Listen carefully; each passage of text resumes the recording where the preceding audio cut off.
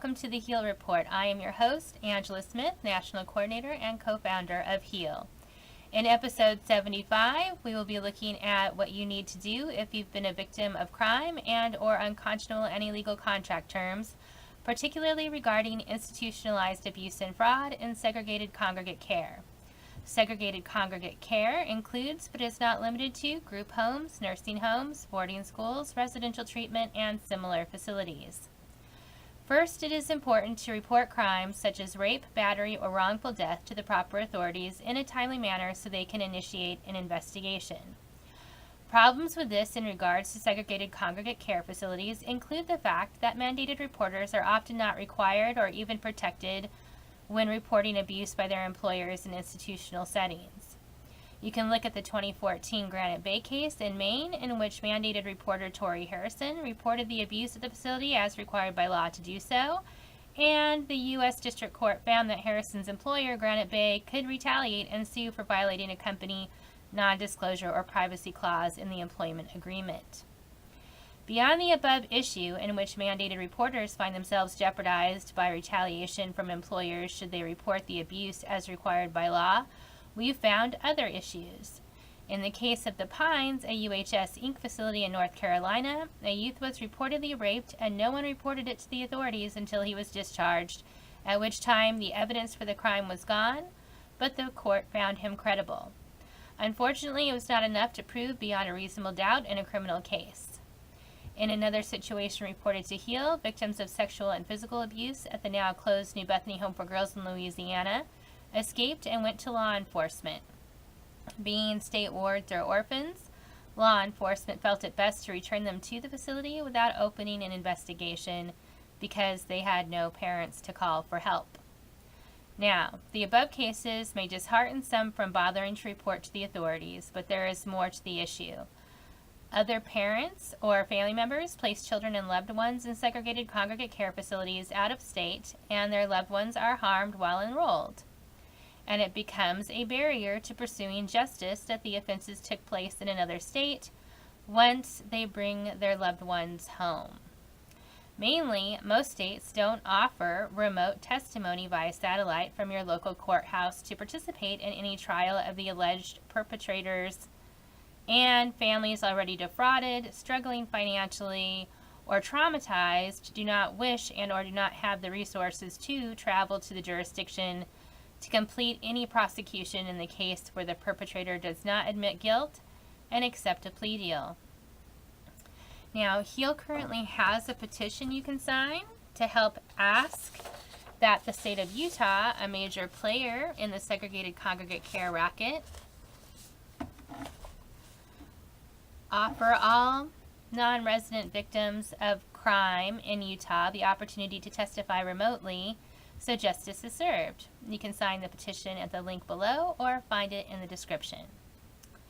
So the best thing everyone can do is not place a loved one in segregated congregate care, or at least make sure the care is provided near enough to you that if your loved one is a victim of a crime, you can effectively prosecute and get justice for yourselves and hopefully prevent anyone else from falling victim to the same offenses and offenders. Now, in the event you witness abuse of a loved one at a facility, you should immediately report it to law enforcement as a crime and file a criminal complaint. You can do this by calling 911 and reporting an assault, battery, rape, or whatever crime has occurred, and you should also remove your loved one from the facility immediately. Most segregated congregate care facilities appear to control and monitor all communications and prevent the enrolled from reporting any crimes to the authorities while intimidating mandated reporters on staff into silence. Again, this is why we discourage any such placements. If a crime occurs and is not reported in a timely manner, that would result in enough evidence to persuade a jury or a judge beyond a reasonable doubt. No matter how credible the victim, it is unlikely to be prosecuted and the abuse is likely to continue. This is how they get away with it, in part.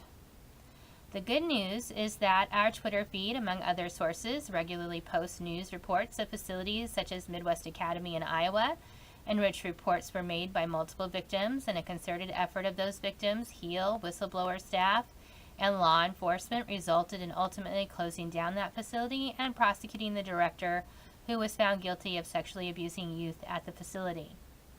And we share stories like this often, so reporting effectively, following through, and a concerted effort led by victims can and does result in programs closing and criminal convictions of perpetrators. This is why we encourage everyone to report immediately and follow through, because this is our remedy at law when a crime has been committed, regardless of the special circumstances of the victims and any legal loopholes that exist that permit such facilities to cover up abuse as a matter of confidentiality or other supposed concern. This is the only hope for justice in the event of a crime. Now, please don't be discouraged by the apparent barriers to justice if you are a victim. In the event there is not enough evidence or too much time has passed since the crimes were committed against you for effective criminal investigation, you still have remedies at law. You can file a lawsuit, but that will often be settled out of court with a non-disclosure agreement while not shutting down the facility. HEAL recommends that you file a consumer complaint with your home state's Attorney General regarding fraud, abuse, deceptive marketing, and any other claim you might make in a civil action. This creates a public record and may lead to an investigation which could result in the facility being shut down. It is simple to file a consumer complaint in every state, and you can do so online. You can find the links to online complaint forms for each state in the United States and at our site at heal-online.org/report-HTM. I'll visit that link next and show you how easy it is and what you need to know to file your complaint.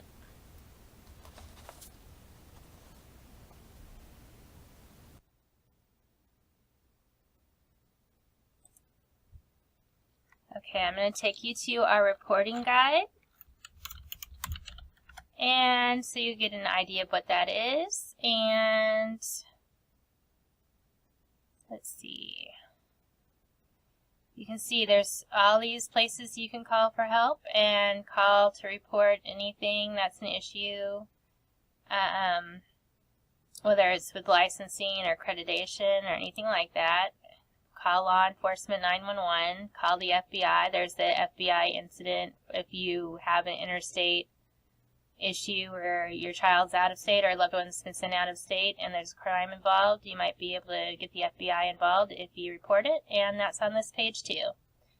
But if you are looking to file a consumer complaint, which is what I was talking about moments ago, and you want to go ahead and file a consumer complaint, all the states, including Alabama, have easy online complaint forms. So you just go to our site, click on the consumer complaint form for your particular state, and then fill it out. And you can see here what you need. You need to know your own information and contact information, the information on the business that you want to complain about.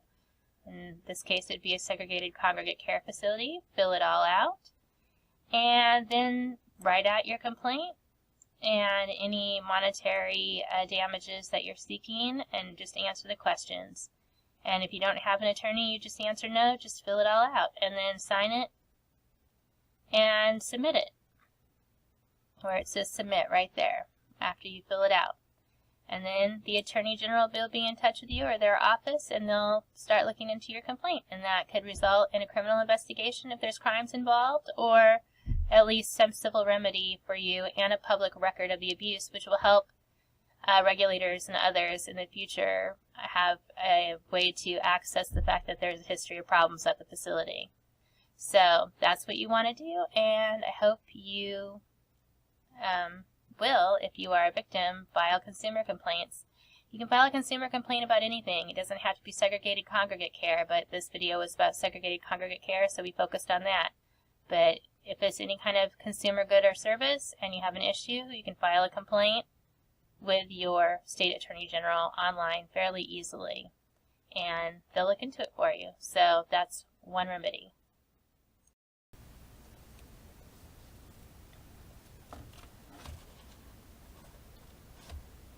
Beyond reporting crimes to law enforcement, submitting consumer complaints, or filing a lawsuit, you can protect your loved ones by never subjecting them to segregated congregate care.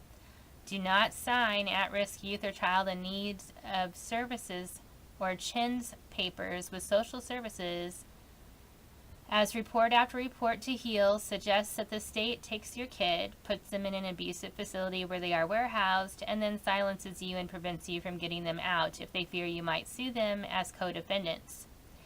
In fact, social services reportedly makes up false allegations against such parents and makes it very difficult for those parents to revoke their consent or petition for services once initiated and placement has been made. And don't privately place any loved ones, especially children and youth, in segregated congregate care. If a loved one has been adjudicated and placed in such a setting by court order, make sure you are on top of it and checking with the probation or parole officers or other court personnel responsible for determining minimum lengths of stay to make sure you can get your loved ones out as soon as possible. One parent in Washington State reported that her minor daughter had been placed in a residential treatment facility for underage drinking. Her daughter was to spend 3 months at the facility, but the facility, CMAR Visions, reportedly threatened the mother, physically assaulted her, and said if she didn't pay for treatment beyond the court order, the program would report her to social services for failing to do what was in her daughter's best interest. Another parent went to Utah just to visit their child when they were in a custody dispute with the current custodial parent. The program gave the parent, who had full parental and visitation rights, copies of all the enrollment papers and other documents. They told the parent to come back the next day to visit after reviewing the materials. Upon leaving, the parent was pulled over by police and put in jail for 24 hours because the program reported the parent took confidential paperwork from the facility without consent. The program later dropped the charges. The parent and youth are still recovering from this trauma, and that facility is still open. So, if you have a loved one and are considering segregated congregate care, you should know the Surgeon General, Federal Trade Commission, State Department, National Institute of Health, United Nations International Children's Emergency Fund, and Office of Juvenile Justice and Delinquency Prevention all state that it is not a good environment and detrimental for the well-being and health of youth placed in such settings. We have all of these reports on our website in various places, and you can also email us at info@heal-online.org to request copies of any of the reports just listed. Regardless of sales pitches you might hear about how a cult or scam can save your life or change your kid, and no matter what television guru is a paid spokesperson for such questionable services, you should really look at the facts and not enroll any loved one in such a facility. If you check out our contract review of the Liahona Academy contract, you'll find the following is stated in their contract.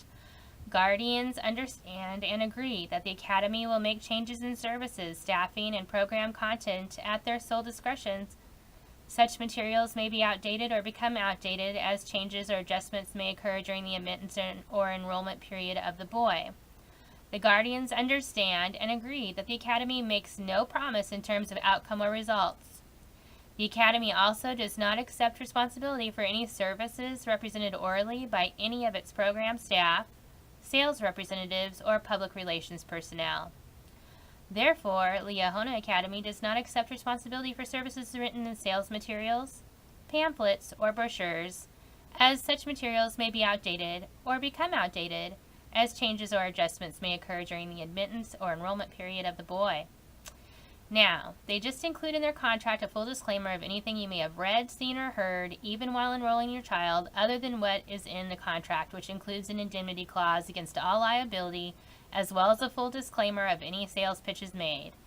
Parents who exercise due diligence don't typically enroll their children in such facilities because they understand the importance of reading and understanding contracts they sign, and that they are ultimately responsible for the well-being of their children. Unfortunately, school personnel, so-called social or mental health workers, and consultants often receive kickbacks for recommending these places and sometimes receive 10% of the enrollment fees as compensation.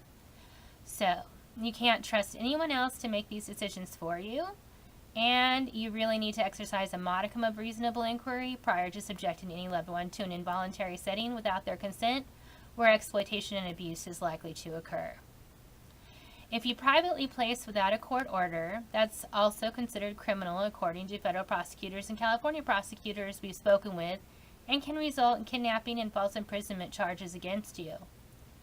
Luckily, most youth don't know about this provision in the law, and or once they find out, choose not to prosecute, even though they have every legal right to do so. In addition, youth have sued their parents as co-defendants with the offending facility, and the parents have been found mostly liable for all damages to the child because of indemnity clauses in the program contracts parents sign. You can find such a case on our site at www.heal-online.org/provocases.htm. So, this is an enter at your own risk situation, and one in which your powers of positive thinking or denials of your own failures as a result of narcissism could turn out to bite you in the ass in the event you are a horrible parent who doesn't care or have any sense of responsibility towards others, or you allowed your emotions and heavy-handed or manipulative salespeople or talk show hosts to persuade you that you should send your loved one to live with strangers far away that will hold them incommunicado for long periods while you take all the risk and they get the money and whatever sick pleasures they might derive from having total control over your loved one 24/7 without much, if any, risk of accountability. To avoid the shame of having subjected a loved one to such a situation, which also acts as a deterrent for parents or guardians who choose segregated congregate care, it is best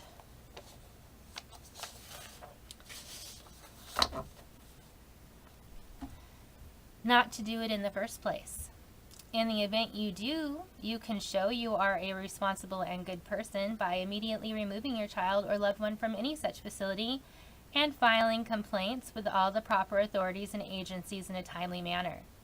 Should you decline and still want to voice yourself or your complaints, he'll ask that you start with filing your complaints with the proper authorities, or simply find a social media outlet for venting, as we have active rescues and legislation to focus on, and appreciate your understanding that we know how to prioritize when clearly you don't. We hope you find this reporting guide episode of the Heal Report helpful, informative, and useful, and ask that you be responsible enough to avoid the risks of placing a loved one in segregated congregate care without a valid court order, and that if you care, you won't seek a court order for such a placement, as such placements are never in the best interest of the individuals subjected to them. Should you be a victim of institutionalized fraud and abuse, please report it to the proper authorities and see our reporting guide at www.heal-online.org/report.htm for resources and forms. Heal is often asked, why are these facilities still open if they are so abusive? The answer is people don't follow through with complaining to the proper authorities, and without a victim and first-hand witness accounts of any violations, the authorities can't open an investigation and shut them down.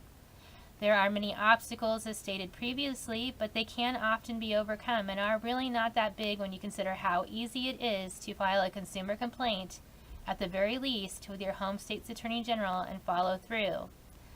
Unfortunately, the government uses these facilities for detention centers and social service placements, so they are allowed to operate, and to help cover operating costs, they market to private parties to subsidize what the state doesn't cover. The government appreciates the help, but also warns that people should really research any facility before enrolling a loved one, and tends to deny any responsibility for what happens at private facilities, particularly regarding any placements made through official channels. A recent 5-4 decision had 4 Washington State Supreme Court justices saying that the state doesn't owe a duty of care to protect youth in foster care from abuse once placed. It should have been 9-0. So 4 judges think once you are in the system, you don't deserve any protection from abuse, even if a vulnerable child specifically placed in the system with a promise to the public that you would be safe from abuse, and you want to place your own loved one without a court order. What does that say about you? Well, hopefully it says you're ignorant and you've learned something from watching this video. Now, by saying it should have been 9-0 instead of 5-4, because 5 of the justices did do the right thing and say that the state does owe a duty of care for children placed in state care. So at least we had the majority on that decision, but the 4 justices that decided the state owes no duty to the children to protect them once they are removed from their homes is disappointing and a reason to possibly and probably impeach all 4 of those justices. Please never voluntarily subject yourself or a loved one to segregated congregate care. And in the event you or a loved one have been abused and or defrauded, file complaints and report it to the proper authorities. Your conscience and your fellow Americans will appreciate your exercising your civic duty to hold criminals and frauds accountable. Thank you.